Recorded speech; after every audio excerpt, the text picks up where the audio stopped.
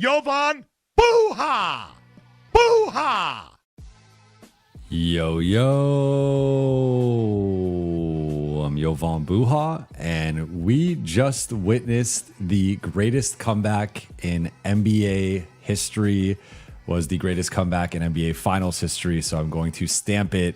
It is the greatest comeback in NBA history, NBA playoff history, regular season history, the greatest comeback we have ever seen, which also means it was the greatest collapse we have ever seen. And the Spurs looked like they were in the driver's seat tonight in Game 4. They were up by 29 points with 9.5 minutes left in the third quarter. I had a bunch of friends over to watch the game. I was not planning on going live tonight to talk about this game, but I could not pass up this opportunity to come on here and discuss the history that we just witnessed. And it looked like the momentum of the series had entirely swung in San Antonio's favor. They had that comeback to close Game 2, nearly won it, if not for the turnover from Victor Wembanyama, which was a harbinger for what we were about to see in Game 4. But then they had the strong bounce back in Game 3 and won that game. And then we're leading this one wire to wire. Even late in this one, you have Josh Hart missing the layup. You have the Spurs getting the stop and De'Aaron Fox just needing to dribble the ball out. And for some reason, challenging OG Anunoby in a foot race that he not only lost, but got blocked. Then that allows their near backcourt violation from Jose Alvarado, but allows the Knicks to set up that final play. They send 2 to Brunson, which just shows it's testament to his greatness and how he was playing tonight. And that allows OG Anunoby to make one of the greatest plays in NBA Finals history, one of the greatest plays in New York Knicks franchise history. And now the Knicks are up 3-1. I don't think the series is over. I think San Antonio will have a proper response in Game 5, but it has been trending toward the Knicks likely winning this in 6. That is my current prediction based on how tonight played out. But shout out to the chat. Shout out to the late night gang. Appreciate you guys for tuning in. No agenda right now. I mean, we could go through the box score, but I more so want to free flow talk through the game. So I want to start from the New York side because this has been a trademark of this group this postseason and really the last couple postseasons. Over the last 2 postseasons, the Knicks have now 4 20-point comebacks.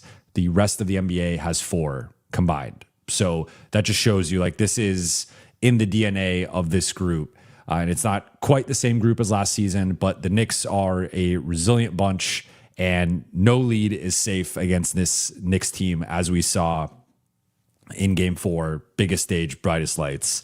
And really, I think their season on the line to some degree, because had they lost this, it would have been 2-2 going back to San Antonio. San Antonio would have won 2 games in a row. They would have felt like they left something on the table with that Game 2 loss, and all the momentum would have been in their favor with 2 of the final 3 potential games being in San Antonio. So it went from 2-2, everything's going in San Antonio's favor, to 3-1. New York is firmly in the driver's seat here. They just have to win 1 of the final 3 games. Now, San Antonio, being the team with home court, they just have to win Game 5, push it back to 6. Then the pressure does shift back to some degree to New York, where you don't want to lose that. Give San Antonio life, have them win a couple games, and send it back to San Antonio for Game 7. But with the way that this series has gone, with the way that San Antonio has unraveled in the clutch and just some of the growing pains they're going through, I said after the first couple games that I didn't want to blame some of their mistakes on youth and inexperience, but it's undeniable at this point that that has played some role in all of this. And it's not just Wemby or Vassell or some of the younger guys. I mean, Fox is a guy who's firmly in his prime. He's been in the NBA for 8 years now. And if you thought Wemby's mistake was bad at the end of Game 2, I think Fox said, hold my beer. And I think this was a bigger mistake of you have to dribble that out, because even if you make the layup, you are still giving the Knicks the ball down 3 and they can still have an opportunity to tie the game. Like, you want to be dribbling at that point. You are battling the clock to some degree. You want to dribble that out. You want to waste as much time as possible and then get fouled, go make the 2 free throws. And then you've whittled the clock down where New York is in a compromised position in terms of just having to run a quick play and get a shot up. And then, the OG can still get the tip in, but you're, going to win that game at that point. So I thought that was a colossal mistake from Fox. I also thought Mitch Johnson, like, you guys know, for those who tune in when we're talking about JJ Redick and his timeout situation stuff, like, I rarely criticize the coach or feel like sometimes people overblow the importance of calling a timeout at a certain spot, or like the coaches map out how they want to use their timeouts. Every coach has a different strategy. Some are more in the Phil Jackson camp where they want to let their players play through it and figure it out on the court. Some are quick timeout. Like Mike Brown has had several of those instances where a little run, quick timeout, and you want to regroup and recalibrate before it gets out of hand. But allowing a 20-4 run, and already the game started slipping away from San Antonio. Like, immediately after they went up 29, the Knicks cut it into the low 20s and they kept chipping away at it. And I thought that middle portion of the third quarter was where San Antonio lost this game. Like, that stretch of, I think it was 6 straight missed threes, 5 or 6 straight missed threes. That was the game. And it was reminiscent of some of those poor performances we've seen from the likes of the Houston Rockets when they missed the 27 straight threes. The Celtics have had a couple of those performances where they missed a bunch of threes. And it's like you see the game slipping away. And no matter how early it was in the shot clock, no matter what the possession started with in terms of an action, it always resulted in either a Spurs player just having to settle for a late shot clock contested step back 3-pointer, or it was a driving kick for in some cases open threes, but also semi-contested threes. That it just, the flow within their offense, like, there was a reason why they had such a dominant first half. There was a reason why they scored 76 points.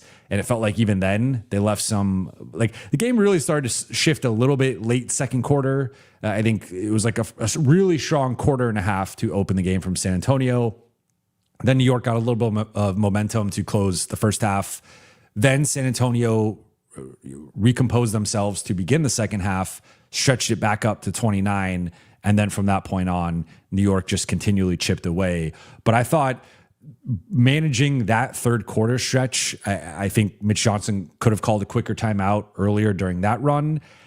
And then certainly during the fourth quarter, you cannot let it get to 99-95 with this extended 20-4 run before you call a timeout. Like, at that point, the game was basically, like, you've seen this movie before. You've seen this movie before with the Knicks in particular. Like, it was eerily reminiscent of that game 1 loss that the Cavs had, where they were up 22 with 7.5 minutes left, and then they blew that against the Knicks. It was very reminiscent of that. And you could just not, like, you are on the verge of blowing a 29-point lead. You are on the road. You're in this hostile environment. The crowd was, I mean, you've had all the spectacle of all, the prices, and Trump was there game 3, and you had the security stuff, and they canceled the watch party. And, like, you had all this stuff that was sort of affecting the vibe with the team, right? And Knicks fans are talking about, Dolan's going on the radio and he's puffing his chest out. And, like, there was a lot of things that were kind of throwing off the juju with the Knicks. And then they come out and they lose game 3. They lay the egg in game 4, or, for most of game 4. And it's like, you just have to call the timeout earlier. You have to compose your group. And I think that was a giant mistake. So I do think ultimately, like, for playing the blame game or pieces of a blame pie here, I would give the biggest slice to De'Aaron Fox, because I think in that instance, as the vet, I mean, he also had that one turnover where he just, I mean, the Spurs have these just mind-boggling turnovers where they just miscommunicate, misinterpret where a ball handler is going to be, and it's like an unforced, oh, I think this guy is going to be here for the pass, and the guy starts cutting, and then they just throw the ball out of bounds. He had another one of those near the half-court line, but as the veteran, as the guy who had been to the playoffs before, as the guy who's in his prime, and a guy who has struggled for the most part through a lot of this run and has been outplayed by Stephon Castle, Dylan Harper. I just thought it was really costly from Fox there. And that to me was an even bigger mistake than Wembanyama's, because Wembanyama, I think the one thing I'll say with that is, for as big of a mistake as it was, and it did ultimately cost the Spurs that game, I think there's almost been this like assumption that the Spurs were going to score. Like there was a chance that they just didn't score in that possession and it went to overtime and they still lost the game, right? Like we'll never know. But it was a grave mistake that led to Brunson hitting the free throw, and it just cost the Spurs that game. But this, I think, also directly cost the Spurs the game. And the difference was they were actually in the lead. So to me, it was like that was different because it was tied and they still got a good look to close that game. And there was no guarantee the Spurs were going to win it. If De'Aaron Fox just dribbles that ball out, it's a guaranteed win or as close as it gets. You get fouled, you hit the 2 free throws, you can intentionally foul if you want to play that game against the Knicks. Like their odds of winning that game dramatically increase if De'Aaron Fox just dribbles that ball out and draws an intentional foul there. So I think that was an even bigger mistake than Wemby's game 2. I mean, they both were big mistakes. And the Spurs, we have now seen, they have had, I can't remember as someone who considers himself an NBA historian and has been, at least since 2000, watched every NBA finals, but even going back, trying to study the history of the league, like I can't remember off the top of my head 2 finals games, 2 finals collapses like this from the same team in the same finals. Like maybe you'd have to go back to, I know 95 Magic with the Nick Anderson situation, and there have been some pretty bad finals collapses, but this is as bad as it gets, blowing a 29-point lead, having a 29-point lead in the second half, and then you add in the game 2 collapse and miscommunication there, or I would say more mistake than collapse, because they were actually making a comeback at that point. Like this is just unprecedented. But the flip side is like the Knicks have felt like the team of destiny,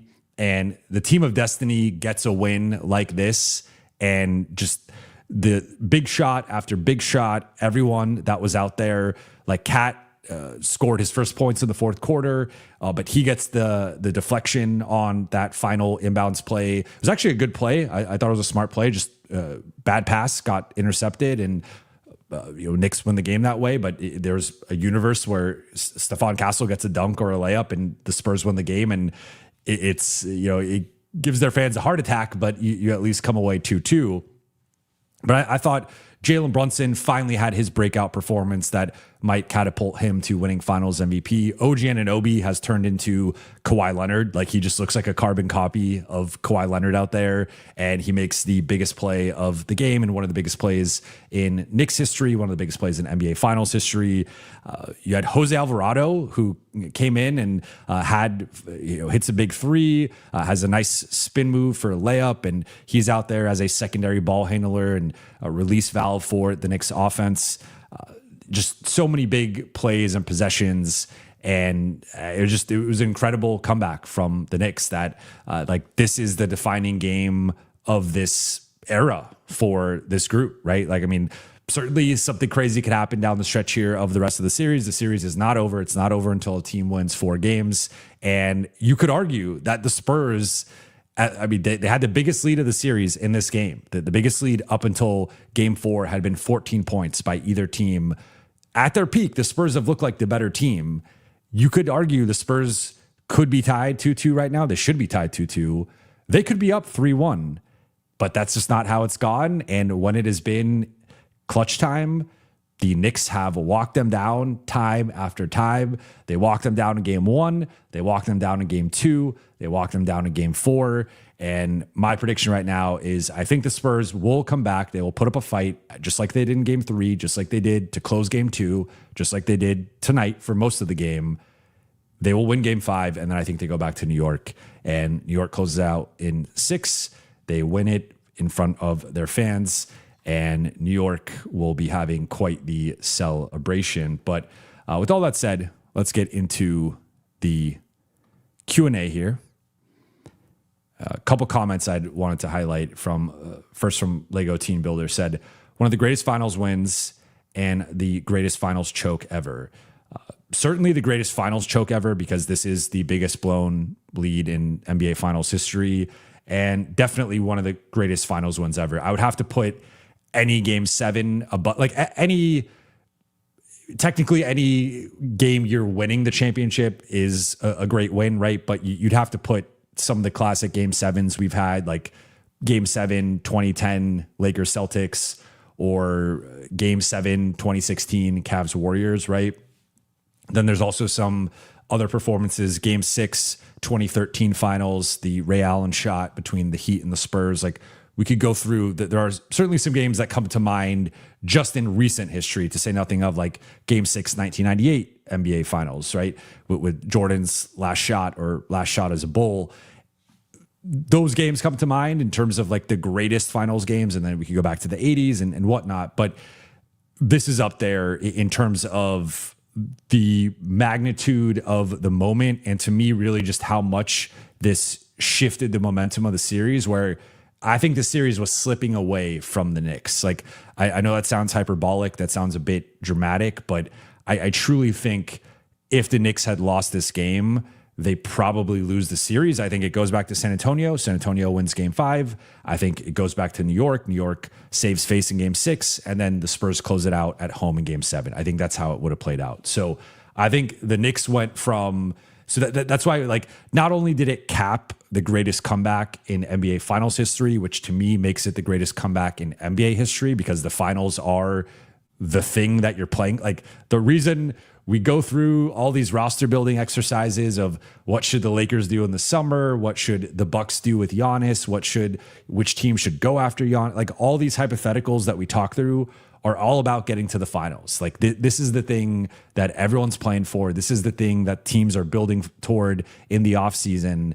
And so not only did OG Anunoby's shot cap off the greatest comeback in finals history, but it also, to me, completely changed the finals. And this was a series swinging sequence there, and a series swinging comeback that went from, in my opinion, the Knicks about to blow a 2-0 lead and be the first team to win the first 2 games on the road and lose, to now being back in firm control of the series and almost certainly going to win it at some point here in the next 3 games. Then OG said earlier, March 8th, 2026, which is when the Lakers beat the Knicks. That was at the beginning of LA's March run that they had, the dominant 15-2 stretch in March, 16-2 overall. And the Lakers, that was one of the best wins of the season, and it is aging very well for LA. All right, then we got Connor Phillips here. Thank you for the super chat. If the alien ends his career with the GOAT case, this game haunts him. Yeah, I think with Wemby, we are so early in his career. And, there's always the thing when we talk about the GOAT debate between LeBron and Jordan has the perfect finals record. LeBron does not have the perfect finals record, but it's like, okay, so LeBron is 4-6 in the finals. So the 6 times that Jordan lost, and he lost more than 6 times before the finals, but like 6 of the times that Jordan lost before the finals, we are stating that is better than losing in the finals, right? And the flip side is, I guess you're saying, like, when you're at that stage, you're at that moment, if you're great enough, like, you should find a way to win the series. You should, but you go through it, like, everyone has lost in the finals, right? Kobe's lost a couple times in the finals. Shaq's lost a couple times in the finals. Tim Duncan lost in the finals. Like, and again, maybe that builds up the GOAT case for Jordan, but it just, NBA greats lose in the finals. Magic lost in the finals. Kareem lost in the finals. Bird lost in the finals. Like, guys lose in the finals. That's just part of, you hope you win more than you lose in general, and especially in the finals. But I don't like holding because I also think it undermines, like, the fact that they beat the Thunder, which up until this point, up until we've seen what the Knicks are, and they look like right now the best team in the NBA, like, the Thunder were the giant that needed to be slayed. They were the defending champs, the team that felt inevitable, the team that the first month of the season we were talking about as a potential 74-8 team, the team that even come playoff time, they swept through. Like, it kind of gets forgotten now. Like, the Thunder swept through the first 2 rounds of the playoffs and looked not unbeatable, but they looked pretty strong. They did that, most of that without J-Dub. And it was like, okay, they're ready for the heavyweight bout with San Antonio. They were up 2-1 in that series. They were up 3-2 in that series. They ended up losing the last couple of games. AJ Mitchell's compromised. J-Dub's out. But I think getting to the finals and beating OKC, that does not make the GOAT case for Wemby. Wemby's very far from having anything close to the GOAT case. But I mean, yeah, he's had some, like game 2, game 4, like tonight, it was more so, I think the shot selection and missed the 2 free throws late with the final couple of minutes. But you can go, even in Jordan's career, in some of the, prior to the finals, some of those losses in the 80s to the Celtics or the Pistons, like Kobe's 04 finals against the Pistons, like LeBron's 2011 against Dallas. Like you can find these moments where guys underperform, underachieve, are not quite ready for the moment. I would say Wemby's largely been ready for the moment. The Spurs are ahead of schedule. They were not supposed to be in the finals. They were, I've said this many times when talking about the Spurs, like they were a projected play-in team going into the season. And so to go from being a projected play-in team to being not only a 2 seed, but a dominant 2 seed, a 2 seed that won 62 games, you end up beating OKC, you make the finals. I mean, this game, this series might end up haunting him to some degree. And certainly it's going to be, if they lose, it's going to be a loss on the ledger, and it will be something that is held against him.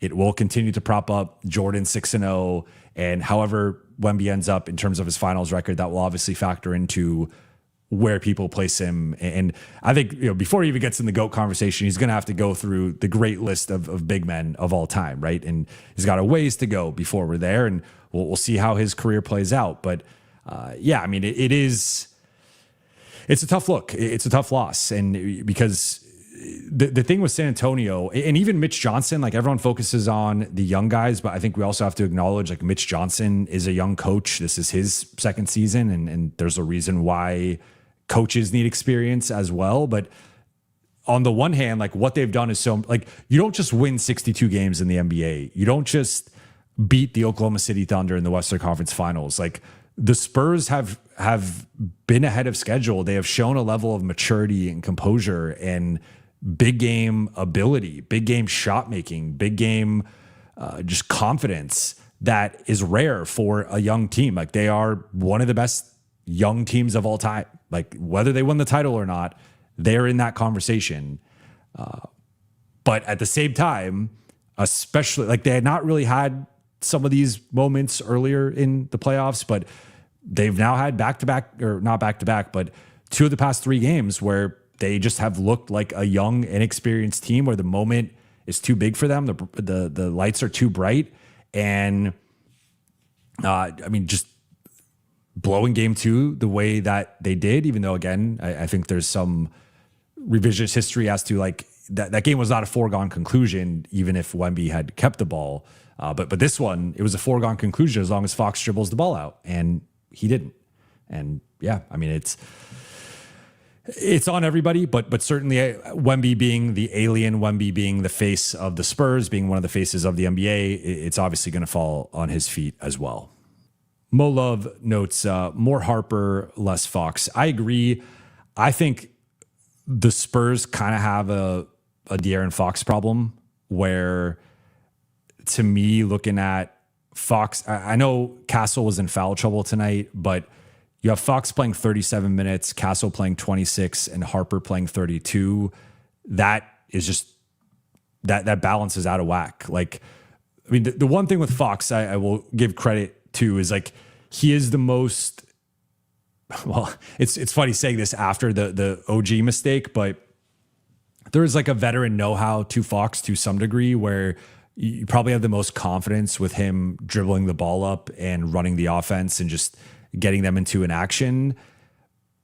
But Harper, like I think ceiling wise, Harper has been the highest offensively where there are these drives. And he had that one nice baseline drive left side, bumps OG, spins back, hits the little fadeaway. And it's like, that's a 20-year-old rookie doing that against one of the best defenders in the NBA, not just one of the best defenders in the NBA, one of the strongest defenders in the NBA, one of the or strongest perimeter defenders in the NBA. Like from a literal strength perspective, like OG's got 2 or 3 inches taller than Dylan Harper, definitely got 20 pounds or so on him, 20, 30 pounds, whatever the discrepancy is. And doesn't matter. Like Harper he's moved him. He's moved Lou Dort in the prior round. He moved Alex Caruso. Like he's just a bulldozer. And so I'm with you. I think I made this point before. I made this point after game 2. I think that it should be more Castle and Harper, and then Vassell, Fox, and Champagnie are more situational. Vassell had flames coming out of his body tonight, so I understand Vassell playing 40 minutes. I also thought he played some good point of attack defense, hit 5 threes. Champagnie has been phased out of the series, not phased out of the series, but his role has been slightly diminished, and they've been going a little bit smaller at times. But yeah, I think they're underplaying Harper, and they're in a situation where ultimately the best version of San Antonio, in my opinion, will be turning Fox into can you turn Fox into I think a Lauri Markkanen in place of De'Aaron Fox, while on paper, Fox is the better player. He's making more money. He was an all-star this year. I think something like that. I'm not proposing that hypothetical, but like just that swap, I think of a big scoring forward who can rebound, not like great defensively, but can fit into their defensive scheme. And I think is overall a better defender than Fox. Like that, I think they need to make that type of swap where if you had a lineup, if the lineup was Harper, Castle, Vassell, Lauri Markkanen, Victor Wembanyama, like you got size, you got shooting, you got the backcourt speed and defense, and that's a pretty special 5-man lineup. So yeah, I think they're going to eventually, like Fox was supposed to be the bridge into the next era. The thing is they're already at the next era and they're here, they're ready. And I don't think Fox, it feels like, I don't want to, like, I know people are going to pile on him, and he hit a big jumper tonight. He's had his contributions. I don't want to act like he's been awful, but I think he's overall been underwhelming. He has not lived up to his billing as like the number 2 on the team. And to me, moving forward, I think this is clearly Castle and Harper are the guards of the future. And it's, I don't know if they move off Fox this summer, but I think it's a matter of time, whether it's a year, 2 years. Like Fox, I would be surprised if Fox is on like the 2029 Spurs, for example. Mo Love notes that, yeah, I mentioned that earlier when talking about Fox. He threw that pass to nowhere. And then Antonio notes, Fox at 60 million doesn't seem like an Ainge move. Who would want him at that price? I mean, that's the thing. And that's where 60 million, yeah, that's so much money. I mean, it's like an obvious team, and I think Lego Team Builder noted it here. Like the Rockets, I guess you can maybe talk yourselves into, but that's just so much money. Like, I mean, that's where, like Fox is someone who's often been compared to Austin for better or worse. And like, there's I think a big gap there in terms of Austin potentially making 35 to 40 million versus Fox making upwards of 60 million. Like I mean, yeah, that's wild. That's an unmovable contract, or not. I mean, no contract's unmovable. What we've seen, like John Wall get traded and some of these other contracts, but it's as close as it gets. Connor asks, Fox and picks to the Pelicans for Trey Murphy. I would do that if I'm the Spurs. If you're the Pelicans, I mean, you have Jeremiah Fears. You're not in like a win now situation. That's the thing. Like Fox is more for a win now. Like he could still, like, Houston's kind of in between win now and the future. And so I think he fits there with New Orleans. It just depends what they're trying to do. But that depending on the picks, the quantity of the picks and the quality of the picks, I'd be open to that if I'm the Pelicans. Ibrahim asks, why did Hart go straight to the locker room? I'm not sure. I know, like I was watching the post game and he was supposed to talk, and then he just dipped out. So, I mean, I will say, like, we talked about this with the Lakers players, like guys typically just don't like talking. And if there's a way to get out of talking, even if you kind of just sneak out, like guys will do that. But Wesley, to be clear, like I was not suggesting Fox for Marketing. I don't think that is a trade that makes sense for Utah. I was more so talking through the Spurs side of it, of like, if you could replace Fox with a certain archetype of a player, I think a big forward that could slot Champagnie in a bench role and also allow, not that Champagnie even has to come off the bench, but like just kind of reshuffle the rotation, where I think the best future version of the Spurs, based on the current information we have, is going to be Harper at the 1, Castle at the 2, Vassell at the 3, a future starting 4, which maybe Carter Bryant develops into that. I think he's got a ways to go. Like I like him in his current role, but like he has a ways to go to be like a full-time starter on a contender, and then Wemby at the 5. So just thinking through like potential guys at the 4 who I would really like in that San Antonio situation, I mentioned Lauri Markkanen, but to your point, it does not make sense for Utah. Utah does have Keontae George, but I was just talking through, and again, that's why we just talked through with like New Orleans. Doesn't really make sense for Trey Murphy necessarily for the New Orleans side. LA 824, thank you for the super chat. How would a healthy version of the Lakers do against these Knicks in a 7-game series? It's a great question, because I think we've seen that like the Spurs again have had success. It's a 3-1 series, but it could easily be 2-2 or 3-1 even in San Antonio's favor. And with the shot making and the rim pressure, it's hard to pick against the Knicks with how dominant they've been in these playoffs.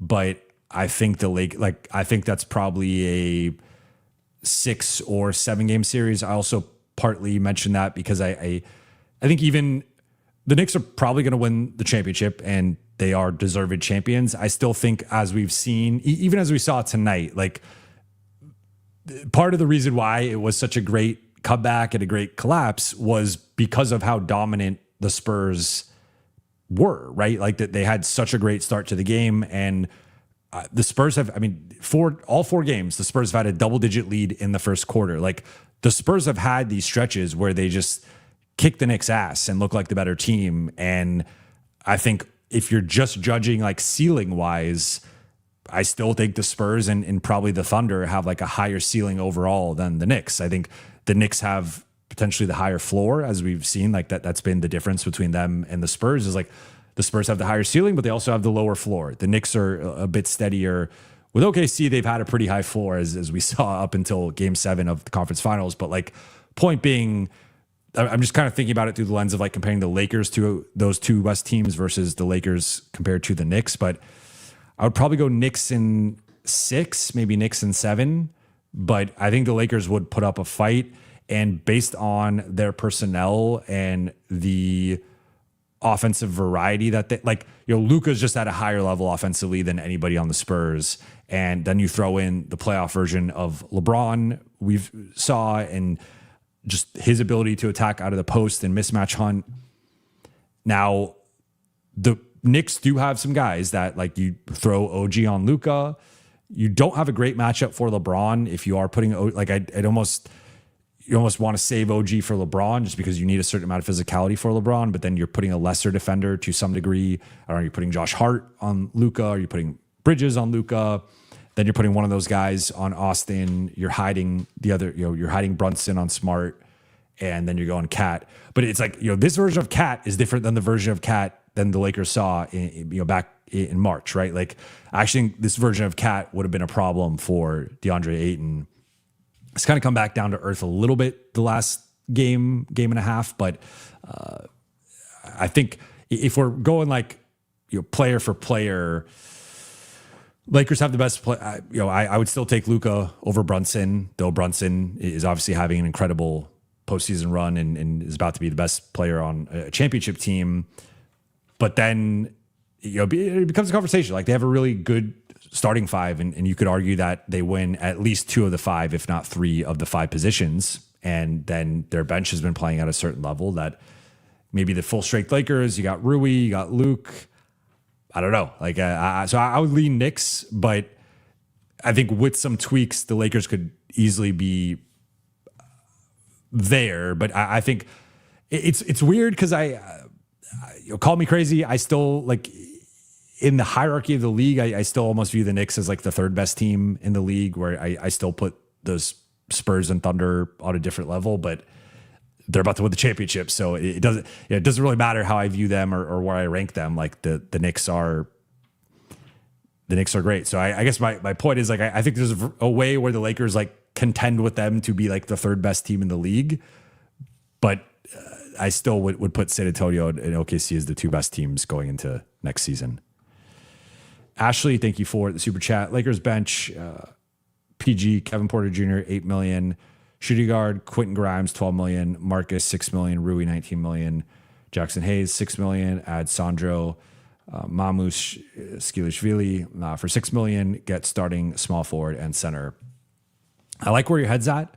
I do wonder if that's a little low for both Kevin Porter Jr. and Quentin Grimes. I assume that the math works here. I also think it's low for Marcus. Now, I might be in the minority here because I've seen other cap people break it down, and they have projected Marcus potentially taking the bird rights and taking that $6 million. I think, like, for example, I think Rui's going to make more than Marcus, and I think based on where they're at in their career, like, it's totally justifiable that Rui makes more. I don't know that Rui's going to make $13 million more or that he's worth $13 million more. Like, to me, Marcus is probably going to make more, 10 to 12. Rui will be somewhere in the 16 to 19 range. So I think that's below Marcus's value, but we shall see. Jackson at 6, I think is fair. Sandro, I think, will be somewhere in that, maybe a little bit higher, but I think you're within the realm of possibility. I do think Grimes, he was holding out for 20 plus million. I don't think he's going to get that, but I could see Grimes being a full non-taxpayer MLE level guy in that like 15, 16 range. And then KPJ is kind of a wild card. I'm not really sure what his market's going to be, but I could also see someone throwing him 10, 12 million as well, maybe even the full non-taxpayer MLE. But if we just take this at face value and say, like, how would that look?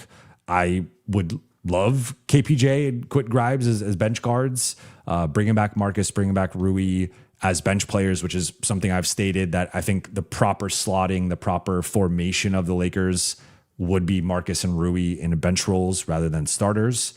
Jackson as backup is fine. You also have some versatility there in terms of Jackson versus Mamu, where Mamu's more of a stretch big and gives you that stretch 5. You could go 5 out with him.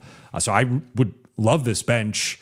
I think some of the money here gets a little tricky in terms of, I think a few of these guys, like particularly KPJ, Quentin Grimes, and Marcus, that's probably like you'd be getting a little lucky getting those guys at those values. But then it gets a little tricky with the starting small forward and center, because if you're spending $26 million here on Grimes, KPJ, and Sandro.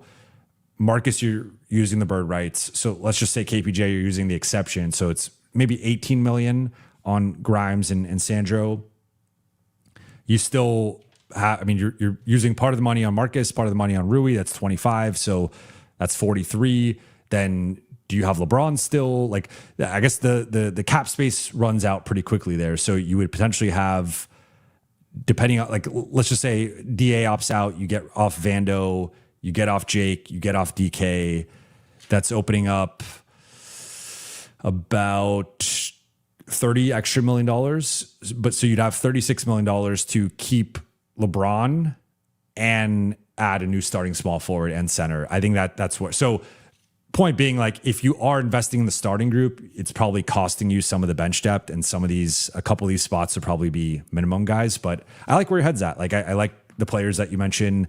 Mamu's one of my sleeper center targets of, if the Lakers are going more center by committee, Mamu is one of the 3 centers. I like him. Like, he's a bit tougher and more physical than Jackson, does have some foot speed limitations, and is not a lob threat, is more of that stretch big, floor spacer. But if you are going center by committee, I would like a center upgrade, and then also Jackson and then different type of big as your bench bigs.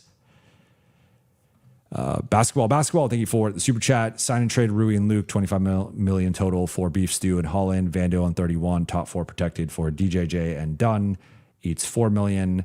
Braun 20 million. Smart Room. Select Zuby. Keep 33. All right. So you are flipping Rui and Luke for Beef Stew and Holland. So the Rui Stewart, that's okay. All right. You're shifting things in terms of far more defense and toughness with the latter group. You are losing a ton of shooting collectively. Like Beef Stew is a solid shooter. He's not a Rui shooter, and Luke is obviously a much better shooter. It's not even in the same stratosphere of a shooter as Ron Holland, right? But then you also continue to add some depth and defense with that Vando plus top 4 protected for DJJ and Dunn.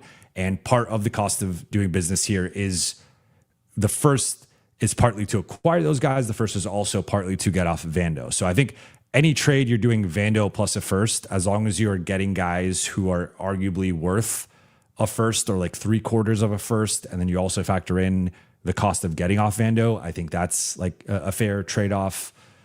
Braun at 20, I think that's close to where it ends up, somewhere in that 20 to 25 range. Smart for the room, I think, is a little low, but possible. Zuby, I'm catching up on my draft stuff, so I will take your word for that. And then you keep 33, which I think the Lakers, at least based on their history, tend to keep one of the picks. They don't like trading all of the picks. You get a bit younger here. You get tougher. You're more dynamic defensively. You do lose a lot of shooting, and I'd be curious to see how they replace that fully in the rotation. Maybe a bench shooter or two. Like THJ was just the guy who went for the vet minimum. I don't think he's going to go for the vet minimum again because he just finished 3rd in 6th man of the year voting. But someone like that, can you find a player or two like that could infuse some offense and some shooting, some dynamism to your bench? I think that would be something that the Lakers would need to address at that point if they are shifting things this much defensive and this much lacking in some of the shooting, but you are getting much better defensively, tougher, more athletic, nastier. I think there would be a clearer identity around Luka and Austin and LeBron in terms of you want a bunch of high motor defensive role players, supporting cast guys. Ideally, those guys can also shoot, and Beef Stew could shoot. DJJ, Dunn, Holland, depends on the game, depends on the season, whether they could shoot. But yeah. And then final three from here, BT Kingsley. Thank you for the super chats. LA Vetman, I like Kenny Lofton Jr., high upside. Then Portis Grimes and Oubre help us a lot. Time Lord should be priority number 1. Blocks, rebounds, lobs, and threes. Time Lord is up there for me in terms of the free agent priorities. I have stated and will continue to state my order of operations around the Lakers in terms of prioritizing adding players to the roster is restricted free agency first. If I could get one of the stud restricted free agents, I figure out how to clear the cap space. I figure out what that number needs to be, and I add one of those guys. If I cannot, because I think all those guys, whether it's Kessler, Duran, Watson, Eason, those guys are all on the Luka Austin timeline. Several of those guys are younger than Luka and Austin. And so those are I think the Lakers need more pieces that are long-term pieces. It's not just about to some degree it is addressing certain needs on the roster. You need to plug the holes in the roster that are apparent in terms of depth, in terms of athleticism, defense. All those things are important to address. But I think the second layer of that is it's not just addressing those needs, it's also addressing those needs with longer term pieces. Because I've been making this point recently. You look at the last 3 transaction cycles, outside of maybe a Thero, who there's still we just don't know his health situation with the knee and how his shot and offensive game is going to develop. I think he's shown some really promising flashes, and I would bet on him being a rotation player potentially as soon as next season, as long as he continues to develop offensively. But outside of Adu, the Lakers have not added a long-term piece here over the last 3 transaction cycles post, or, if you include the Luka trade, and, they did the Mark Williams trade, they rescinded it. But since then, last offseason and this trade deadline, none of the pieces they added project as long-term pieces. Like, if DeAndre Ayton is on the roster, it's because he opted in.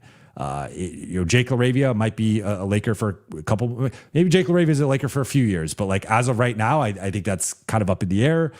Marcus Smart, I don't think is a Laker for more than 2-3 years. Like, I think that's more of a short-term situation. And then Luke Kennard might not even be a Laker next season, or as soon as in a month or so. So they just did not address any like long-term needs with this group. It's been very much band-aids, short-term solutions, and so I think the key has to be first RFAs. If you can add one of those players, those guys can all be here for 4 years plus. Then you turn to the trade market, because that's where some of the values might come in. You could get guys locked up. You could also potentially get assets from teams. And I think the average guy, like a lot of the starters on the trade market, I think are better than a lot of the unrestricted free agents. Then you get to the unrestricted free agents. So I said all that to kind of land here at Time Lord, where I really like Time Lord. If you could promise me that Time Lord would be healthy even for 60 games, I would take that in a heartbeat. You just cannot promise that Time Lord's going to be like Time Lord actually, when healthy, checks basically every box for what the Lakers need outside of like an all-star level center. To your point, one of the best shot blockers and rim protectors in the league, one of the best rebounders in the league, one of the best lob threats in the league, started to add a 3-point shot, so has some stretch capability. Like, Time Lord checks nearly every box that the Lakers need.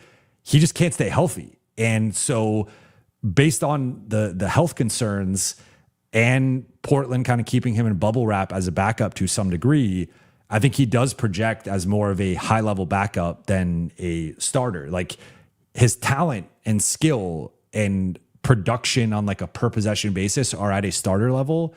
It's just, you can't guarantee that he's going to be healthy. So that's where, like, I would love a situation where Time Lord was a backup.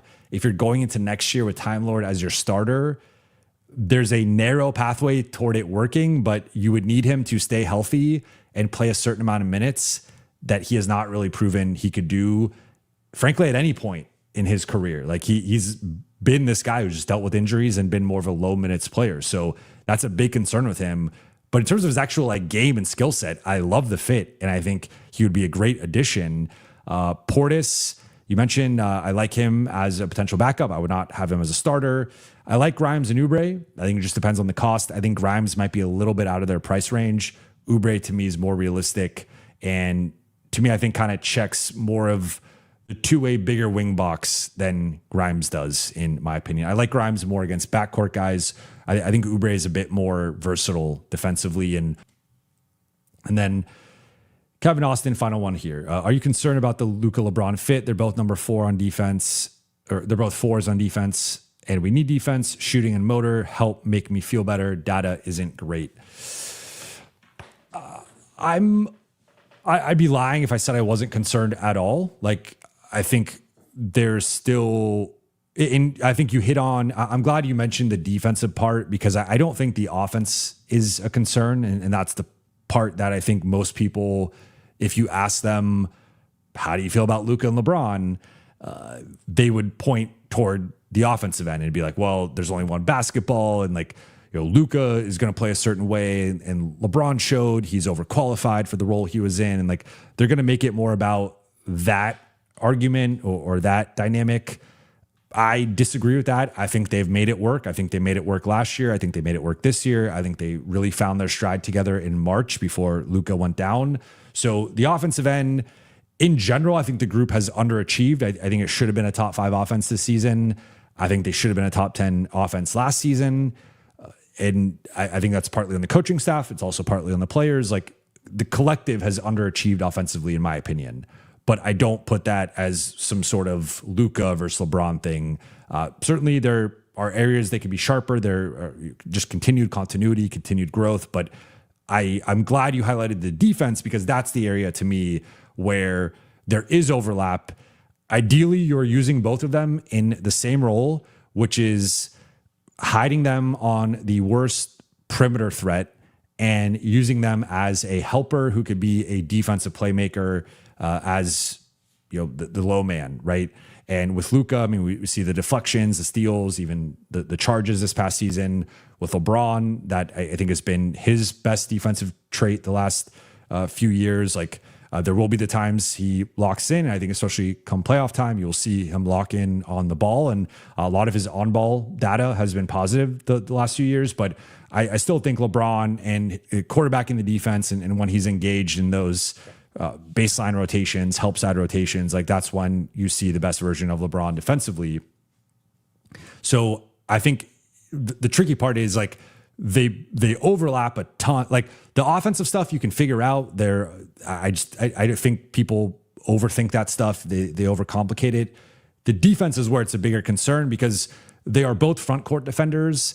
And if you are playing them together, you are now putting a ton of pressure on your center to be a certain level of rim protector and interior force and rebounder, and also some level of your perimeter defense. And then if you throw Austin in there, I do have concerns overall with the trio of the big three, but not because of the offensive end. Again, people will point to one basketball. How do you figure out the hierarchy?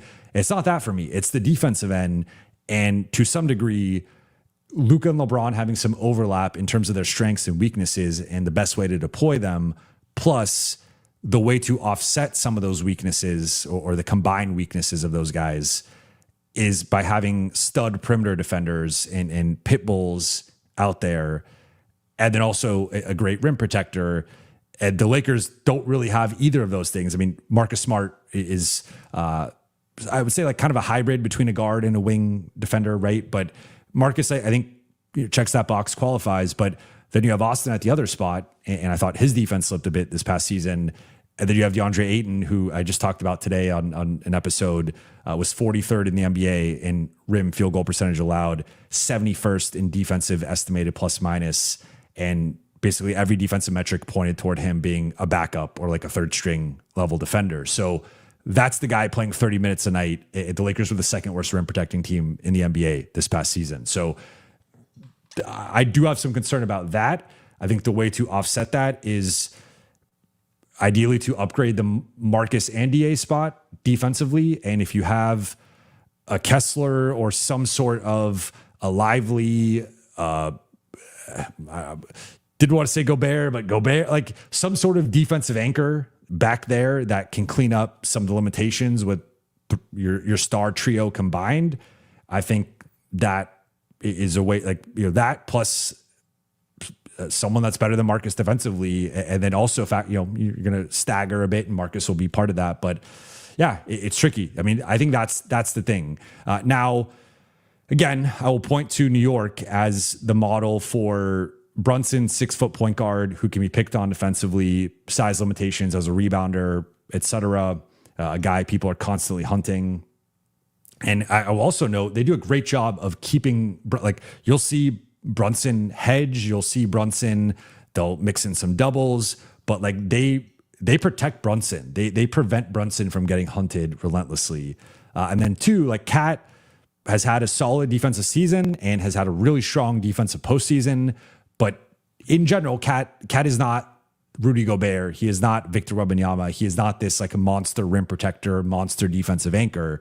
He has some limitations with his foot speed. Today, he picks up 2 fouls a minute into the game, and that's just part of the Cat experience. It's been better this postseason, but he's not perfect. So point being is you have these two flawed and limited defenders to some degree, but you've built out a really strong defense with the rest of the core. So it does get trickier if you add in another guy who needs to be protected or schemed, game plan for to some degree into the mix. But that's where, again, I come back to, okay, if you're going Luka, Austin, and LeBron, you add in Rui and it gets really tricky. You add in Luke and it gets really tricky. You add in DA and it gets really tricky. You add in Jackson, who's been dominated on the glass the last 2 postseasons, it gets kind of tricky. So that's where I think the Lakers are at this crossroads. They're at multiple crossroads, but if you're going to go the Luka, Austin, LeBron path, or you're even going to go just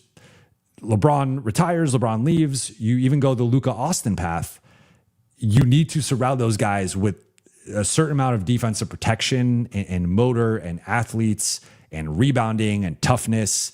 And I think most of the supporting cast does not check those boxes. Most of the supporting cast are finesse players, guys who are slow processors, and guys who their confidence can waver. Like, one thing you got to give the Knicks a ton of credit is like that group does not waver confidence wise. Like, that group is relentless. And the Lakers certainly had some qualities of that. Lakers had their own comebacks. Lakers were one of the best clutch teams in the NBA this season. But I think there needs to be some bigger changes here where it's not just running it back. It's not just, if you're keeping the star trio, you need new pieces around them. Even if you're keeping two of the three, you still need some new pieces around them. So I do have some concerns, and the jury's still out in terms of whether that will work or not. But I think if they do try to make it work, they need to upgrade the supporting cast, particularly I think the two starters, and then maybe a prominent bench player. But I don't know if that made you feel better. I don't know if that made you feel worse. I hope it made you feel a little bit better. But yeah, I mean, it was, for what it's worth, I talked about this the other day with Istok Franco. I recommend you all check out that episode. But we talked through the two-man lineup data, and there's some noise within all of this. So I want to acknowledge that. But like, of the 10 players that qualified from a minutes perspective, LeBron was Luka's worst pairing, and Austin was Luka's best pairing, with Luka and Austin plus 11.5 net rating, Luka and LeBron plus 1.3 net rating. And the defense was troublesome, and the offense wasn't quite where you want it to be. So like, it's something that they're gonna have to figure out. And then final one here, throwing me a grenade from Juice 2K25. Would you trade Austin for Trey Murphy? I've been asked this question multiple times, and I've gone back and forth. I don't know. I don't know if that's a cop-out answer. I think I lean no. That's been like mostly my answer up to this point. I just think I like Trey Murphy, but I think you'd be downgrading significantly from a ball handling and passing and processing standpoint. I think Austin is at just a different level with that. Like, I think Trey Murphy made some strides as a primary ball handler, some strides as a passer this year, but I still think there's a pretty notable gap there. Now, there's a notable gap between them as shooters, and Trey Murphy is taller than Austin. He's longer than Austin. He's more athletic than Austin. I don't think he's quite, I think people have like wish casted him to be a certain level of defender that he is not quite, but I would say I would still take the 6'8" athlete over Austin defensively. So gives you a higher floor defensively with him. My preference would be to add him to Austin and Luka, and could you have that trio plus a good center, and like that's a really strong quartet longer term. But it's tough because like we also have not seen Trey Murphy in games of consequence. We've not seen him in a playoff setting, so he could be lights out, like the ultimate playoff riser, the ultimate whatever. He could also be a playoff dropper, and we just don't really know because we haven't seen him under the bright lights, and he's toiling away right now in New Orleans. So I would say that Wesley notes Trey is 3 years younger. That's a good point. But yeah, I would say I think right now between the two, Austin is the better player, and Austin would have the more value in like a win now context. If you are projecting out longer term, like who's going to be better in 3 years, I think that could easily be Trey. Could even be in a couple years, Trey as the better player. But for right now, I still think that secondary ball handling, playmaking, shot creator role is really important on a Luka team, at least based on the proof of concept we've seen from 2022 and 2024. I think Austin can grow into, I think he's been at that level, but like he obviously still has to do it in the playoffs next to Luka. Did not do that against Minnesota. We did not get to see it against Houston and OKC. So I remain on the side of like, I'd rather the Lakers just use the 3 picks and go get Trey Murphy and add him to what they have rather than have to give up Austin for that. Because I also think to the point of Austin being 3 years older than Trey, it doesn't really make sense for New Orleans to trade for Austin. Like, what is Austin doing for them that they need to be rebuilding? They need to be resetting with their younger guys in like their early 20s. Doesn't really make sense to bring Austin into that. So from the New Orleans side, I don't think it would make sense. And so from LA, like, I'd rather view Trey Murphy as a guy you add to it. And no, he's not the defender that you probably want next to Luka and Austin, but he would take the offense to a different stratosphere. And then I think you figure it out with LeBron, whether LeBron's back, whether LeBron's not. Eventually, I think then you look at like the 4 and 5 spot as really investing defensively. But appreciate you guys for rocking with me for an hour. Again, I was not planning on going live. I had a beer, I was hanging out, and I was like, you know what? Let's go live. But appreciate you guys. I will be back tomorrow morning with Lakers Collective at 11 a.m. and then potentially later in the day, either with a stream or my mailbag. I'm between my mailbag coming out tomorrow or Friday. But shout out to the chat. Shout out to the Late Night Gang. We witnessed history tonight. This is a game that all of us will remember. I think, I'm still processing what I just witnessed, but 29-point second half comeback in the NBA Finals in a must-win situation for San Antonio, a must-win situation for New York. And New York pulled off the greatest comeback, in my opinion, in NBA history. San Antonio pulled off the greatest collapse in NBA history. And New York is now up 3-1 and will likely become NBA champions. But shout out to the chat. Shout out to Sizzle for Merch Gang. Yes, go get your Buha's Block merch. Appreciate you guys, and talk to you guys tomorrow.